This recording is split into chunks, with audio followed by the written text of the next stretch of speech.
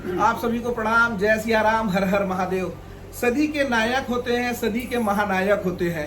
आप स्टार देखते हैं और तमाम लोगों को देखते हैं। मुझे ऐसा नहीं लगता कि जो फिल्म जगत में जो लोग काम करते हैं, जो कैरेक्टर में होते हैं और किसी और के द्वारा एक स्क्रिप्ट दिया जाता है उस पर वो बोलते हैं, वो मुझे नहीं लगता कि वो एक्चुअल हीरो है। एक्चुअल हीरो आप देख रहे हैं पुष्पेन कुलश्रेष्ठ जी को, जिन्होंने भारत ही नहीं, मुझे ऐसा लगता है विश्व में सनातन के लिए जितनी सक्रियता से बेटियों की रक्षा के लिए, सुरक्षा के लिए, वक्फ बोर्ड के खिलाफ, धर्मांतरण के खिलाफ और राष्ट्र को सुरक्षित हो उसके लिए इन्होंने जो मुहिम चलाई है आज विश्वव्यापी है। मैं बहुत बहुत प्रणाम करता हूं जिनको देखकर, जिनको सुनकर आज मैं भारत के अलग अलग जगहों में मैं जाता हूं, चाहे हरियाणा हो, हंसी कार्यक्रम हो और कुछ जगहों में मुझे जब आमंत्रित करते हैं तो ये जो विचार जो मुझ में आती है वो कहां से आती है?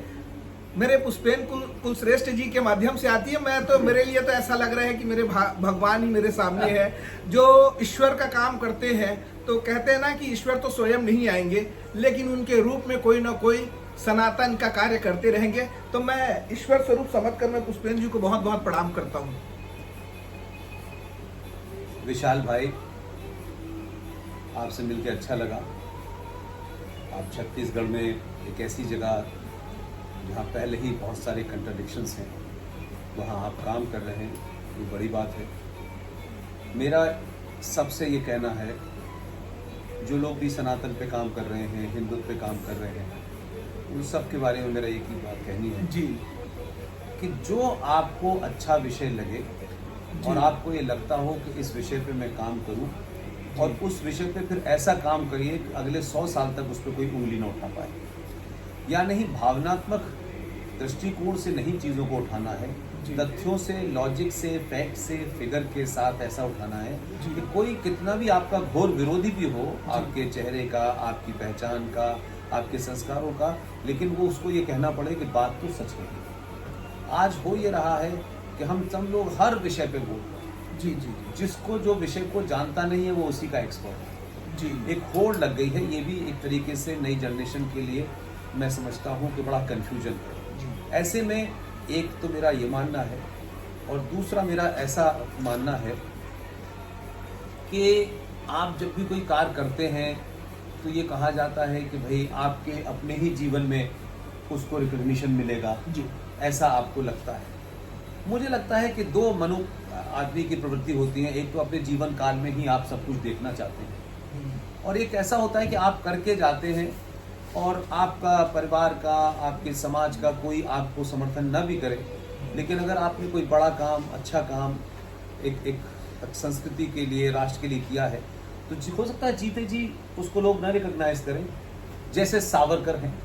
अब स्वतंत्र भी सावरकर के परिवार का कोई आदमी राजनीति में नहीं है, और राजनीति में सावरकर साहब का नाम लेना एक तरीके से बड़ा अछूत और एक्सट्रीमिस्ट और तमाम किस्म की चीज़ें हैं। और एक पार्टी का महामूर्ख, जिसका मुझे न आगे का पता है न पीछे का पता है, ऐसा चवन्नी छाप नेता सावरकर को गाली दे करके बड़ा बनने की कोशिश करता है। ऐसे भी महापुरुष हैं कि लोग उन्हें गाली जब देते हैं तो लोगों को लगता है कि क्या नई गाली दी है, इसलिए लोग उसको देख लेते हैं। लेकिन सावरकर बनना, सावरकर की सोच के आसपास भी पहुंचना इस देश के बहुत सारे लीडरों के आसपास के बस की बात नहीं है। इसी तरीके से भगवान राम की कथा कहने वाले राम नहीं बनते। राम के नाम पे कथा करते हैं और पैसे की लूट करते हैं, और फिर उस पैसे से मौला मौला और अली अली भी करते हैं। मेरा मानना यह है कि आपका अगर कोई कन्विक्शन है, अपने से कन्विक्शन, समाज आपको क्या कहता है, नहीं कहता है, समाज रिकॉग्नाइज करता है, नहीं रिकॉग्नाइज करता है, इसकी एक जिंदा मिसाल आपको बताना चाहता हूँ। जी, इस सफ़र में बहुत सारे लोग आए। मैंने बहुत राजनीति को 20 साल पत्रकारिता के जीवन में पास से देखा, तो मुझे ये लगा कि हम सबको लगता है कि यार हमको रिकॉग्निशन नहीं मिला, मुझे ये मिलना चाहिए था, नहीं मिला। लेकिन मेरा निष्कर्ष जीवन का ये है कि आप जो भी करें पूरी सच्चाई से करें। आपके भाग्य में, आपकी डेस्टिनी में जो लिखा है वो दुनिया की कोई ताकत आपको रोक नहीं सकती, और आपकी डेस्टिनी में नहीं है तो दुनिया की कोई ताकत आपको दे नहीं सकती। इसलिए ऐसे बहुत लोग हुए हैं जो शायद अपने समय काल में उनका कोई पता नहीं था। ऐसा ही एक बहुत बड़ा नाम अक्सर मेरे मन में आता है, और मैं भी बनारस में गया था तो वहाँ 31 तारीख को एक बड़ा प्रोग्राम था वहाँ के रुद्राक्ष में। मेरा उसमें नहीं जाना था, मेरा एक अलग प्रोग्राम था। हमारा प्रोग्राम दूसरे दिन 1 तारीख को रुद्राक्ष में था। तो वहाँ तमाम जो भी इस देश के जानी मानी हस्तियाँ थी तब वहाँ गए। लेकिन ये बात इससे पहले मैंने पिछले 30-40 साल में कभी नहीं सुनी थी कि आखिर अहिल्याबाई होलकर जो महाराष्ट्र की थी, इंदौर की रानी थी, उस जमाने महाराष्ट्र और इंदौर का ये सब एक ही था, और वो कहाँ इंदौर की रानी, कहाँ वो मराठी महिला जिसका जीवन अपने कष्टों में हुआ, पिता थे समय से पहले चले गए, पति भी चला गया, उस महिला के उस कहानी को बार बार सुनते हैं। ना तो कोई उसका सगा संबंधी है जो उसकी कहानी को अच्छा बताएगा, लेकिन समय कैसे आता है कि 400 साल के बाद उस रानी को हम किस भाव में याद करते हैं, जैसे इतिहास ने दबा दिया। हो सकता है वामपंथी हो या कोई भी हो सकता है, उन्होंने दबाने की कोशिश की, लेकिन अगर उन्होंने जो किया वो कोई दबा ले। लेकिन आज मैं एक मिसाल देता हूं और अपने युवाओं के लिए बार बार कहता हूं कि कहाँ अहिल्याबाई होलकर और कहाँ बनारस। बनारस में बाबा विश्वनाथ के उस शिवलिंग को एक इस्लामिक आताताई पागल ने खंडित किया और खंडित करके वो चला गया। अब ये कितनी पुरानी कहानी है, और कहाँ अहिल्याबाई और उनके मन में ये आया कि भाई मैं जाऊं।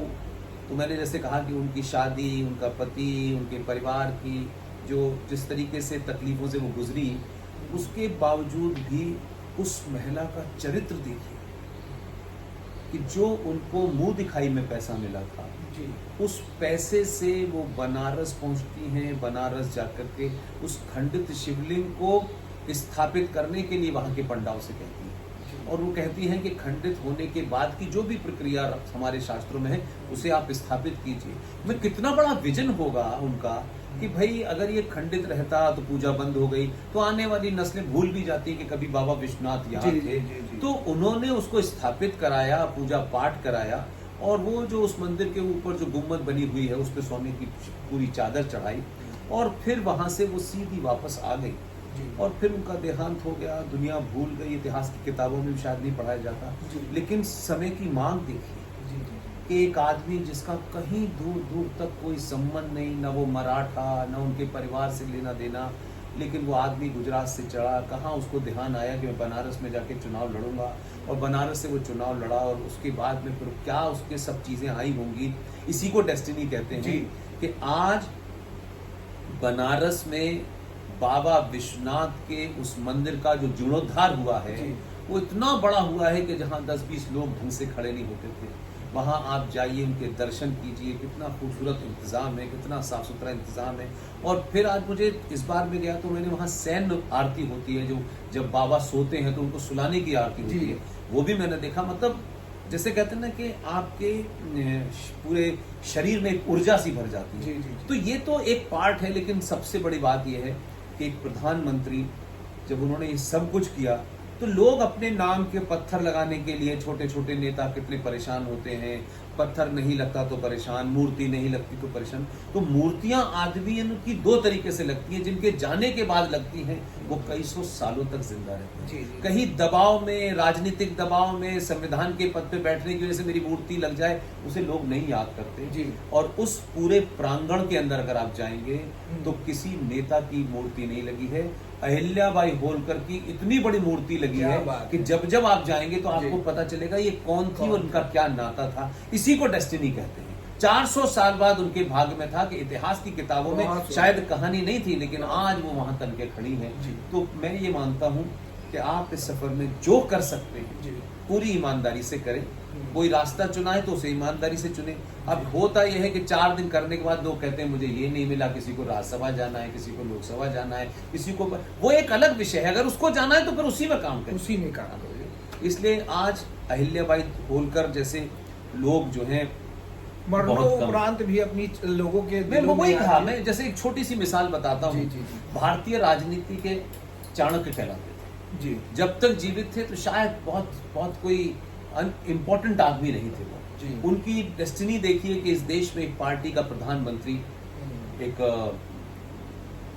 बम धमाके में उसकी मृत्यु हो जाती है और एक वैक्यूम क्रिएट होता है, और एक आदमी जिसको अपने भाव के कारण जिसको अपनी सोच के कारण साइडलाइन कर दिया हो, जी। और वो आदमी हॉस्पिटल में पड़ा अपनी बाईपास सर्जरी करा रहा था, जी जी और एक युवा प्रधानमंत्री की इस देश में मौत हो जाती है, उसके चिथड़े उड़ जाते हैं, और उसके बाद फिर उस पार्टी में मंथन होता है कि ऐसे में जब पार्टी बहुत एक संकट में आ गई है तो क्या करना चाहिए। तो कुछ समझदार लोगों ने ये ज्ञान दिया कि आप युवा को अगर चांस दे देंगे, तो क्योंकि उस वक्त तो वो 272 जो इटली से आई है पार्टी उन्हीं के अंदर जी, थी, जी, जी। तो उन्होंने कहा कि अगर आपने किसी युवा को चांस दे दिया तो कहीं ऐसा ना हो कि वो मजबूत हो जाए और आपसे ऊपर निकल जाए, तो हम किसी ऐसे आदमी को बैठाएं जिसके पास जीवन का कम समय हो।